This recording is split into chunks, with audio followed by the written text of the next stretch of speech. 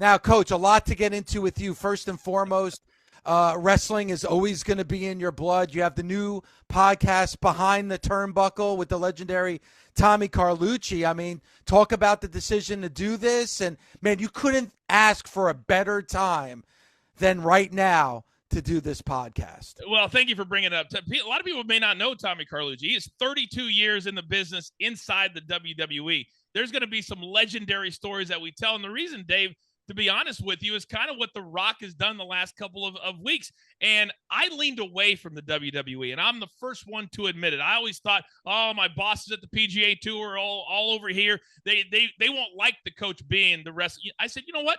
If The Rock can do it, Moana 2 coming out, damn it, we can do it here too. It's all about the stories. So Tommy Carlucci has been there ringside. He was there when Mick Foley went off the top of the cage and through the announce table. He has so many incredible stories. He got married. Guess who took him in New York City bar hopping on his wedding night? Mean Gene Okerlund. Those are the type of stories that we're going to tell on Behind the Turnbuckle, because as you guys do every single day here on Busted Open, and what fans are now realizing, seeing heel Rock and old Rock come back, it's all about the stories. And if you tell a really good story, whether it's from 1997, 2007, or 2024, it's entertaining. So I am so excited. Thank you for bringing up our new show, because it's going to be a ton of fun to do. Coach, speaking of heel Rock, what's your opinion on our good buddy Dwayne so far? Well, I haven't seen him or talked to him, but I have kind of been in contact with Brian Gewirtz a little bit. And, Bull, you know this. Those two guys walk hand in hand, lockstep. They have for over 20 years. A lot of people don't realize that the brilliance behind all of those classic Rock promos was Brian Gewirtz. But I'll be honest with you, I was a little bit surprised that he has gone all the way into full heel. And here's what I mean by that. In 2002, he's talked about it. He talked about it on the Pat McAfee show that he listened to his agents. He listened to all the people and said, hey, you've got to disconnect. Remember, his early movies didn't make any money because he walked away cold turkey. And the WWE Universe said, we made you. We made you. I'm not spending $10. If he would have stayed on Monday Night Raw from 2002 to 2005, he would have probably made another $300 to $500 million. And so for him to lean in, and I believe it was a complete pivot. I don't think, Bully Ray, that they planned to do this. I think the universe made them do this. And I saw David losing his mind. Finish the story. Finish the story. So for Rock to lean in when he's still a Disney guy, that most of his current future is in Disney movies. For him to say this tells me how much of a sell they gave to him. Let's be honest. They gave him $30 million. They put him on the board of directors. He's going to have a say in everything that they do. And now a lot of young fans who maybe weren't around in 2000 and 2003 to see classic heel Rock, they're going to see how it's done, how promos are done, how promos are written, and hopefully other young talent can see that if you can talk and you can put people in the palm of your hand, whether you're a heel or whether you're a babyface, that's the magic. So, Coach, you fully believe that this was an audible called at the line of scrimmage. There is no way in hell a Disney guy was coming back to be a heel. This 100% was a pivot because, boy, think about this. Every other time that The Rock has come back, what has it been? A one-off, maybe a couple of weeks, and it's always been big business. You got to know that when he walked out on New Year's Eve and they had the swerve and we're going to have a big former champion come back and then it was him eventually, he thought it was going to be all love. He thought it was going to be, The Rock's back, kiss the ring. That didn't happen. I think they severely underestimated the engagement and the buy-in to Cody Rhodes and the story that he had been on for the last couple of years. And people say, sometimes you just have to give the people what they want. If they're going to ride with you and be on this long ride eventually, and you have to do it at WrestleMania, it's the culmination. And then the next day, everything starts over. So 100%, there was no way that they thought The Rock was going to come back, get booed like that, and then when Cody wins and gives up his spot, that they would react that way. In fact, we're selling at our new merch store, I Am Not a Crybaby t-shirts because of this storyline. And you can buy them right now because this was not supposed to happen. But guess what? I'm glad that it did, because now we're starting to see how intricate storylines can be with really good talent that know how to do it. And Coach, I don't think we would have had this with the old regime, because I think Bully and we've talked about it a lot. With the old regime, creatively, they wouldn't dot the I's. They wouldn't cross the T's. They would have storylines that would go nowhere or would end abruptly. Over the course of the last 2 years, that is not the case with the WWE. So I think this is a great thing where, hey, fans are buying in what they're seeing on a weekly basis on Monday Night Raw and SmackDown. And that's the reason why they probably, no disrespect to The Rock, he didn't understand the climate that he was walking into. Hey, we're buying into the Cody story. We want to see him finish the story. We want to see Roman and Cody at WrestleMania 40. So it's such a good thing when you look at creatively the fans buying in, but also The Rock being smart enough to saying, hey, I got to make a change here. Yeah, I thought Mark Henry was really, really smart on the Busted Open Masterclass. If anybody hasn't seen it, I encourage you to go and watch it, and talked about how even great characters and talent like The Rock can kind of not understand or expect what they're walking into. And David, I'm a poster child for somebody who is now back, because the old regime that you talk about, and there's 3 or 4 names that everybody knows has been in the news, they kind of made us all not want to be there, and all the things that they did to a lot of us. And we all have our different stories. But isn't it nice and refreshing to now be able to talk about things, lean into a business that we absolutely all love, that all of us right here gave our blood, sweat, and tears for years, decades in the business, and now it's come full circle, and you don't have all of the crap going on behind the scenes that, to be honest, in 2008, that's why I wanted to leave. I just couldn't handle it anymore. But now, being able to see and having these guys back, having Rock here creatively, and understand this, and I don't know if you guys have talked about this or not, Bully Ray knows this. Rock and Triple H do not like each other. They have never liked each other. One of the great segments I ever had with The Rock was 2006, 2007, San Diego, me, him, and Eugene. It was supposed to be 12 minutes long. We're backstage, we're going over it, and I learned so much from The Rock from a speaking perspective, storyline perspective. But the one thing, Dave, he always told me, he said, Coach, if it's great, there's nothing they can say. There's nothing they can do. And we were the crossover, which means we went across the top of the hour. So when you do that, everything else shrinks, or his match was. So I looked at The Rock and I said, this looks like it's longer than 12 minutes. Rock looked at me and he said, Coach, what have I always taught you? If it's great, there's nothing they can say. There's nothing they can do. And if people go back and watch on YouTube, it went over 22 minutes, and the crowd was engaged every single time. So we went over 10 minutes. I tell that story, Dave, because Triple H had the crossover match that particular night. So it was a double for The Rock. He got to go 22 minutes. It was a one-off. We snuck him into the building. I still get goosebumps talking about it. And he also got to, quote unquote, screw over Triple H and the length of his match that particular night. So he was loving life. But that's what it's all about. And now, if you really have 2 powerhouses, and in those meetings, you got to believe that they're tossing ideas back and forth. But back when it was really, really good, and you had 15 to 20 guys that could main event WrestleMania, you had true competition. You had storylines that every guy that showed up at the building, and they were super excited to get in and dig in. And what can we do? How can we swerve here? I think that this could be the start of that type of storyline and storytelling again. And there's a lot of young talent that are in the WWE right now that if they look at it, start thinking about it yourself. Sit down at home and say, listen, what can I do with my character? And then who can I work with? Who can I go and say, we could have some magic, and take those 6 to 8 minutes every single week that they're given and make it into something. And if we can do that, and you put 8 to 10 stories like that together, well, now all of a sudden you got a pretty great show. Coach, listening to you tell the story about how The Rock taught you that lesson, I'm just going to take a minute to back up your story with a personal one. I learned that lesson directly from Vince McMahon in Madison Square Garden, with him about 2 centimeters away from my face, when we went over 5 minutes on live TV. Now, The Rock going over 11 minutes is one thing. A tag team going over 5 minutes on live TV is grounds for execution on the spot. But we blew the roof off the Garden, and I came through a gorilla, and Vince is standing right there, Coach. And he said, if you ever go 5 minutes over on my live TV show again, it better be as great as that was. And he walked away. to your point and what Rock told you, if it's great, there's not a damn thing that they can do about it.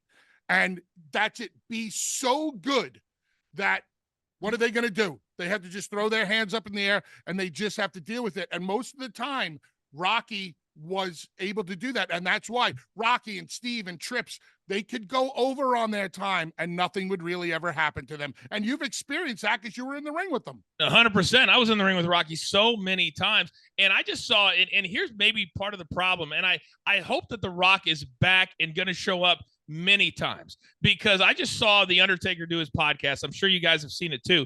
And he said, I'm not around a lot these days, but I have been behind the scenes and backstage a little bit. He says, I don't like the vibe. I don't like how chill it is. I don't like the fact that everybody just takes what is given to them. Because, boy, when you and I were there, and there was all those guys, and I remember the time that you put me through a table, and we talked about how are we going to do it, and Jericho was involved, and all these guys, and we all sat down and talked about it to make the best that it could be. If you're a talent right now, and you're backstage, and you're sitting on a case all day long, and you're not actively working on your merch, actively working on your storyline, actively talking to people ad nauseum, you're doing yourself a disservice. Because I guarantee you that's what The Rock is doing. I guarantee you that's what Cody Rhodes is doing. And for The Undertaker to say that, hopefully people are listening and saying, I've got to go and take mine. You guys did it, but also, Bully Ray, you did it because you knew where you were at. You wouldn't have done it in Sacramento, California, but you did it in New York City where people absolutely loved you guys. Understanding the moment and where you're at in the moment is so important. Well, the WWE has bred a generation of soldiers that do not ask questions anymore. Mm-hmm. And that's what they want, because I don't think they want the days of as Undertaker's, basically is saying there's no more politicians in pro wrestling. Politicking is such a dirty word, but it doesn't have to be. Politicking is just wanting the best for the segment, pleading your case, trying to make sure that everybody wins, everybody takes a step forward. And he's right. Backstage, everybody just gets their marching orders and does what they have to do. And if you're just doing that, your brain just fades away. You need to exercise your mind in wrestling the same way you exercise your body in wrestling. Otherwise, you're just going to do what they tell you to do, and you'll never become Steve Austin.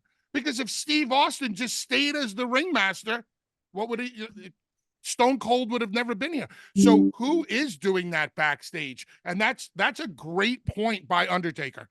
And the problem is, Bully Ray, a lot of guys these days, and probably in every form of entertainment, they are terrified of losing that check. Instead of thinking about how big can the check be that I could get. And people forget when The Rock came out, the reason that his production company is called $7 Production is he had $7 in his pocket. Nobody loves money more than The Rock. Let's understand that. But back when he was figuring out what he was going to be, he understood that if I become a big-time heel, and think about where we are right now, a big-time heel, that when you make that flip, when you flip to a big-time babyface, and what is that going to be? I have no idea. That's the beauty of the business. Let's play it out. Let's see how it plays out. But when you make that flip, my goodness, can it be magic? And a lot of guys won't go full-blown heel because it costs them money in their merch because fans just don't buy it. But now if you can be a really cool heel like The Rock is, then you can flip it on its head no matter how you do it. And I hope that young kids are looking at that and saying, this is what I can be. This is where I can. And I understand, Bully, it's going to take some time for it to change because Vince and them have only been gone for a short while. But hopefully, as time passes and a lot of young cats come up or guys come over from other organizations, that they can be heard and they can try things. Because the one thing that, for all the negatives about the old regime, the one thing they were, if you pitched them, because, boy, you did it all the time. And I just saw an interview with Jericho who talked about doing it all the time. If you pitch stuff and he trusted you or they trusted you, they would let you try things. But you've got to be willing to take a risk. And that, to me, is the secret sauce to this business. The risk. The most intimidating thing about Vince McMahon was his door. I watched grown men practically come to tears because they didn't have the balls to knock on the door. But once you went in, he listened to everything. He listened to every idea, every suggestion. 50% of the time it was a no, but you got a reason no. And 50% of the time was go out there and give it a try. And let's see if you can get something over. Question for you, Coach. Cody lost at 39. Here's the $1 million question. Should Cody go over at 40 in Philadelphia? It's one of the great wrestling cities in America. And when I think of everything they could use a victory for, I say yes, he has to. And there's a lot of people who say wins and losses don't matter. I've said at times it's all about the stories. Wins and losses don't matter. For this story and the fact that he came back in a redemption story and you lead up for 2 full years. That's a long time when you're doing TV every single week. People talk about Hulkster back in the day and all those guys. They weren't on TV every single week. So to me, at some point, you got to pay it off. And you pay it off with a big win. I've already imagined it in my mind, Bully Ray, that the night ends and somehow, people try to screw over Cody Rhodes, and he still is able to climb that mountain, get his hand raised, and he looks up at that sign. And in Philadelphia, with the crowd going absolutely bananas, he finishes that story, and now he takes the company in a different direction. And now, depending on what they do, you could bring a lot of other top guys into it, and then Cody can give them the rub. If you don't do that, and he does it at, say, SummerSlam, to me, it's kind of a womp, womp, womp moment because everything leads up to WrestleMania. So my answer to you would be yes, he needs to. Now, you can follow the coach at The Coach Rules. Those shirts are available now. I am not a crybaby, Coach. I am a crybaby, and I get a lot of flack for my passion and what I say on this show. But, Coach, how good is it to see fans buying in? Like, yes, fans are crying and fans are going, we want Cody, because of the story that was being told the last 2 years. From somebody, like I said, wrestling's in your blood, but you've been a part of the mainstream and outside that world. Yeah. How exciting is it to see fans buying into what they're actually seeing in the ring and on their TV screen? We got a buddy of mine named Jonathan Zaslow. We call him the Z-Man. He's part of our Driving the Line and Behind the Turnbuckle family. And he's got a wrestling show called It's Still Real to Me. It's every single Sunday. And I think it's a great name for a show because wrestling at its best, you suspend your belief at the door because this is like a movie. It's like a TV show. And the one thing when I was there full time that used to drive me nuts, and I knew it drove all the boys nuts and everybody else, is when people are like, wanted to write the storyline before it even happened. It's almost like they wanted to go to the dirt sheets, guys that have never been backstage, guys that have never been in a meeting, guys that have no idea what it takes to take a body slam, and they wanted to write the stories for the company. So now, David, to your point, it's amazing that you got young kids and their dads, which to me is what the business is truly made of, and all these dads and granddads and sons who all came up at different times can now invest themselves, and it's true emotion. Because there's a lot of guys in movies and TV shows that I root for, and I wait till the end of the season to see how they're going to win. So 100%, the fact that you guys talk about it every day here on Busted Open is 100% amazing and fact. And I hope fans listen to this interview and understand, just let it play out. Just watch the show and enjoy the ride. Because pro wrestling, at its best, it's all about the ride. So I love seeing these arenas sold out. I love seeing house shows getting 8,000 to 10,000 people on a Saturday night in, Idaho somewhere. And the reason they're selling those tickets is because of the investment they have every single week on TV. And Dave, back in the day, that was the norm.